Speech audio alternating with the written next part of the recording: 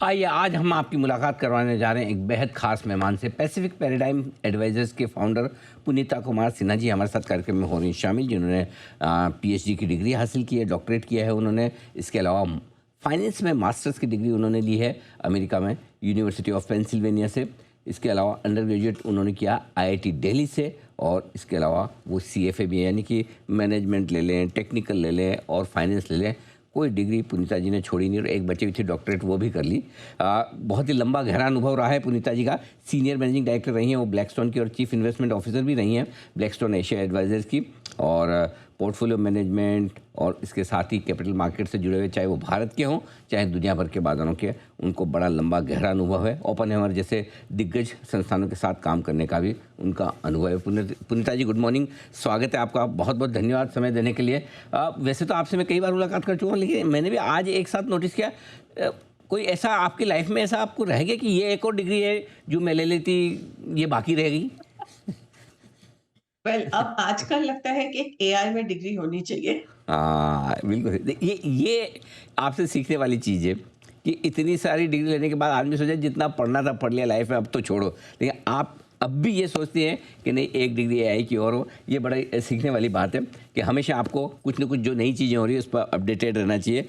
न सिर्फ अपडेटेड रहना चाहिए बल्कि उसमें एक्सीलेंस भी आनी चाहिए। धन्यवाद पुनीता जी। सबसे पहले शुरुआत करते हैं अमेरिका के साथ, क्योंकि आपका ग्लोबल अनुभव भी ज़बरदस्त है। भारतीय बाजारों को तो खैर आप बहुत अच्छे से जानती पहचानती हैं ही हैं। हो क्या रहा है अमेरिका में? लोग बड़े बटे हुए, कुछ कहते हैं कि बहुत ही बड़ी मंदी की तैयारी है, और कुछ कहते हैं कि ना ना ये सब छोड़ दो, भूल जाओ, अमेरिका में खतरनाक तेजी है। क्या है आपका असेसमेंट, हमें कैसे देखना है? देखिए, मेनली अगर आप देखें जो स्टॉक्स बहुत चले हैं इस साल, वो है एआई रिलेटेड, सेमीकंडक्टर्स रिलेटेड, और बाकी सब सेक्टर्स में इतनी तेजी नहीं रही। तो मार्केट इटसेल्फ जो है बहुत डिवाइडेड रही है। इसलिए वैल्यूएशन डिस्पैरिटी भी बहुत हो गई है मार्केट में। Broad market has not done as well, and बहुत नैरो रैली रही है। तो अब डिबेट ये चल रही है, इसलिए लोग डिवाइडेड हैं कि जो एआई का बबल है, क्या वो बबल है और क्या वो बर्स्ट हो जाएगा। और बहुत लोगों का कहना ये है कि नहीं, ये एक ट्रेंड है, मेरे ख्याल से भी एक लंबा ट्रेंड है, ये ट्रांसफॉर्मेशनल ट्रेंड है, जिसमें कंपनीज काफी इन्वेस्टमेंट्स भी कर रही हैं, कैपेक्स कर रही हैं, पर उसके साथ साथ रिस्क भी बढ़ रहा है, क्योंकि कंपनीज जो कैपेक्स कर रही हैं वो अब उनके कैश फ्लोज यूज करके डेट लेके कैपेक्स कर रही हैं। तो कोई भी इस ट्रेंड से पीछे नहीं छूटना चाहता, इसलिए इसमें इन्वेस्टमेंट काफी जबरदस्त हो रही है, विच रेजेस द रिस्क, क्योंकि डेट मार्केट्स से फंडिंग ले रहे हैं। और जो वैल्यूएशंस हैं इन कंपनीज की, वो भी काफी स्टीप है, और उनको जस्टिफाई करना ट्रेडिशनल एनालिसिस से बहुत मुश्किल है। सो इसलिए मार्केट व्यूज काफी डिवाइडेड है, क्योंकि लोग काफी चिंतित हैं कि मार्केट्स जो है यूएस में काफी ज्यादा तेजी देख चुकी हैं। पर अगर आप ब्रॉडर मार्केट में देखिए तो ब्रॉडर मार्केट में इतनी तेजी नहीं है। बट जब भी अगर कभी रिस्क्स बहुत बढ़ जाते हैं, तब करेक्शन की संभावना तो रहती है। इसलिए थोड़ा-थोड़ा कॉशियस होना यूएस मार्केट्स पे, जहाँ पर बहुत ज़्यादा वैल्यूएशंस कई सेक्टर्स में हाई है, वहाँ पे थोड़ा कॉशियस रहना ठीक रहेगा। हालाँकि अभी भी यहाँ से जिस तरह की इन्वेस्टमेंट्स हो रही हैं, ग्रोथ में कोई प्रॉब्लम नहीं दिख रही। बट कंज्यूमर सेंटिमेंट लो है ब्रॉडली स्पीकिंग, और इंटरेस्ट रेट्स कट की भी संभावना है।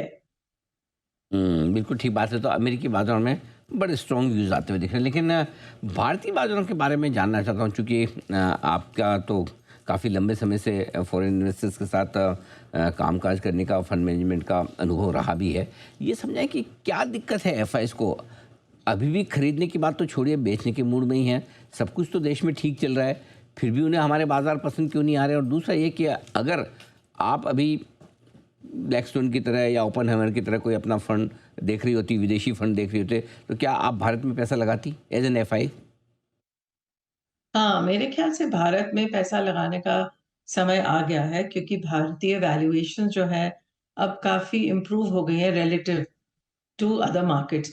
मैं आज एक एनालिसिस कर रही थी कि हर सेक्टर्स में ग्लोबली मैं देख रही थी कि इंडियन कंपनीज की परफॉर्मेंस कैसे रही है, स्टॉक मार्केट परफॉर्मेंस। तो अब जिसी भी सेक्टर में देखें, इंडियन कंपनीज जो है लैग करी हैं उनके ग्लोबल पीयर्स के स्टॉक मार्केट परफॉर्मेंस। सब जगह जो सबसे अच्छी परफॉर्मेंस रही है वो यूएस चाइना ताइवान एंड और किसी कंट्रीज की। पर इंडियन कंपनीज की जो है एकदम बॉटम में जनरली परफॉर्मेंस आ रही है, एक्सक्लूडिंग अ फ्यू सेक्टर्स जैसे कि ऑटो हो। और बहुत फ्यू कंपनीज जो हमारे इस साल 20% से ज्यादा रिटर्न दिए हैं। और बाकी आप देखिए वर्ल्ड में तो कितने कंपनीज उस साइज में उन सेक्टर्स में 70-80% रिटर्न दे चुकी है। तो अब रिलेटिव वैल्यूएशन भारतीय कंपनीज की थोड़ी सी इम्प्रूव हुई है।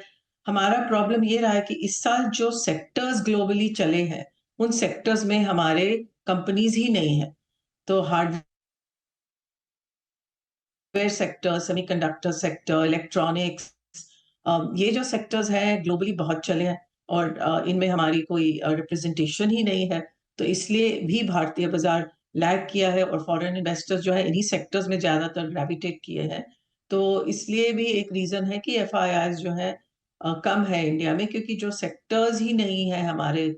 तो जब ट्रेडिशनल सेक्टर्स में वैल्यूएशन बहुत अच्छी लगने लग जाएंगी तो एफआईआईज भी आएंगे, क्योंकि वो सेक्टर्स में इंडिया की रिप्रेजेंटेशन काफी अच्छी है।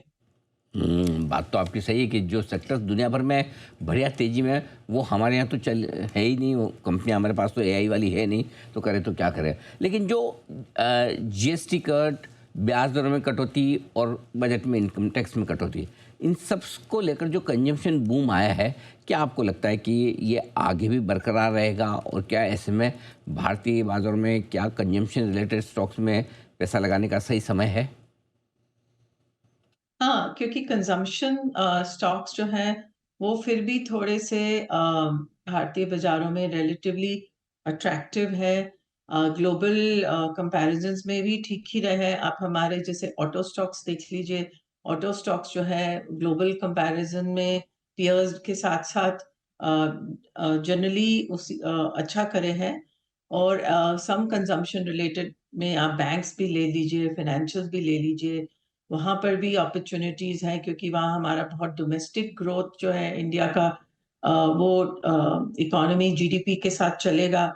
और वहाँ पर ऐसी कोई प्रॉब्लम्स नहीं है। इंडिया की अपनी ग्रोथ स्टोरी जो है जनरली स्टेडी स्टेट पे है and long term secular trend है।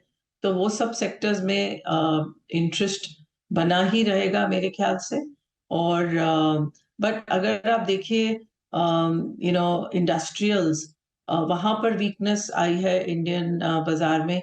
आप सीमेंट देखिए। सीमेंट स्टॉक्स में इंडियन सीमेंट स्टॉक्स जो है इतना अच्छा नहीं करे जितने कि सब ग्लोबल सीमेंट स्टॉक्स करे हैं। तो उस पे भी देखना होगा कि इंडिया का जो इंफ्रास्ट्रक्चर स्पेंड है क्या वो सफिशिएंट है, कि हमें उसमें थोड़ा और देखना पड़ेगा कि स्पेंड वो बढ़े।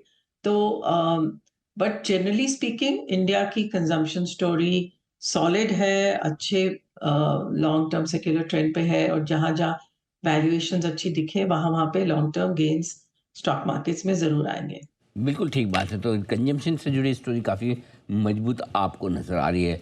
घरेलू बाज़ारों में हमारे लोकल इन्वेस्टर्स का पैसा तो जमकर आ रहा है।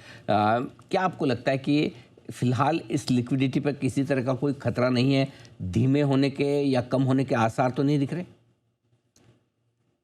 नहीं, हमारा अपना डोमेस्टिक कैपिटल जो है और जो सिप्स हैं वो तो एक बहुत स्ट्रॉन्ग सपोर्ट प्रोवाइड करते हैं मार्केट्स को, इंडियन मार्केट्स को। और एफआईआई जैसे मैंने कहा कि रिस्क्स बाहर बाजारों में ग्लोबल मार्केट्स में थोड़े थोड़े बढ़ रहे हैं। ये स्पेशली बहुत कॉन्सेंट्रेटेड रैली रही है यूएस में, और जो सेक्टर्स में बहुत ज्यादा अ, बढ़ोतरी आई है वो सेक्टर्स तो हमारे यहाँ है ही नहीं। तो जब लोग इन्वेस्टर्स उन सेक्टर्स से शिफ्ट करेंगे डिफरेंट सेक्टर्स में, तब और इंडिया की वैल्यूएशंस को देखते हुए जरूर आएंगे, क्योंकि अब रिलेटिव वैल्यूएशंस अट्रैक्टिव हो गई है। हाँ, पर अगर कोई जियोपॉलिटिकल रिस्क हो जाए या टैरिफ पे कोई बहुत नेगेटिव न्यूज़ आ जाए या कुछ और ऐसा एक्सटर्नल रिस्क आ जाए जो कि फोर्सी नहीं है, तब या एंड अगर बहुत बड़ा जैसे 2008 99 डॉट कॉम जैसा क्रैश आ जाए, तब सब मार्केट्स गिरेंगी। इंडियन मार्केट्स कम गिरेंगी रिलेटिवली स्पीकिंग, क्योंकि हम लोग काफी अभी डिफेंसिव टाइप ऑफ स्टेज पे है, गिवन हम लोगों की जो इस साल की मार्केट पार्टिसिपेशन रही है वो इतनी स्ट्रांग नहीं रही। क्या कंजम्पशन के अलावा कौन सी थीम्स है जो आपको पसंद है भारतीय बाजारों में? से डोमेस्टिक जो थीम्स हैं वो तो बहुत सारे हैं इंडिया में। आप हेल्थ केयर ले लीजिए, अ, आप हॉस्पिटल्स ले लीजिए, आप ट्रैवल एंड टूरिज्म ले लीजिए, आप बैंकिंग फाइनेंशियल सर्विसेज ले लीजिए, ऑटोज है, तो सारी ही स्टोरी जनरली इंडिया की कंजम्पशन ड्रिवन है, बारिंग टेक्नोलॉजी एंड फार्मा जो कि एक्सपोर्ट ओरिएंटेड है, या टेक्सटाइल्स। सो ऐसे कई सेक्टर्स हैं जो एक्सपोर्ट ओरिएंटेड है, वहां पे अभी भी क्लैरिटी नहीं पता, क्योंकि वो टैरिफ्स पे डिपेंड कर रहे हैं।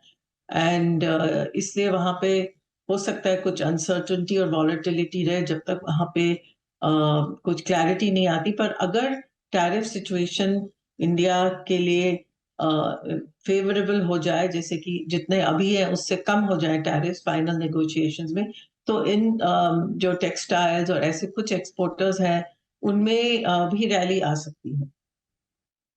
ओके, तो ये है आपके लिए राय। हेल्थ केयर, बैंक्स, ट्रैवल और कंजम्पशन, ये कुछ सेक्टर्स हैं जिनका एक बढ़िया पोर्टफोलियो आप बनाएं तो रहेंगे फ़ायदे में। पुनीता जी, बहुत बहुत धन्यवाद, आपका समय दिया आपने और विस्तार से ग्लोबल मार्केट्स और भारतीय बाजारों के डायरेक्शन के बारे में हमारे दर्शकों को अपनी बहुमूल्य राय दी।